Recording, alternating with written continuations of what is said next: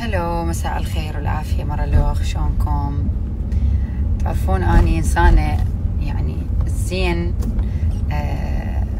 تعرفون او ما تعرفون، اني انسانة يغزر بي الزين والمواقف حتى لو شوية اذكرها. شفت صار اكثر من مرة لغط على المخرج اخوي وصديقي رأفت البدر، وعلى اخوه الملحن الكبير اللي سوى نقلة نوعية بالاغنية العراقية.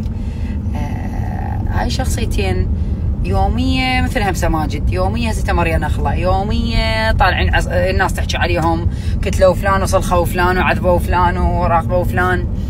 بالعلم للتاريخ لا تملق ولا لواقع بالعراقي اللي شخصية رأفت البدر للناس اللي ما تعرفها. هذا الشخص بعز مواقفي، بعز الظروف اللي مريت بيها، بعز ظروفهم هو وعائلته.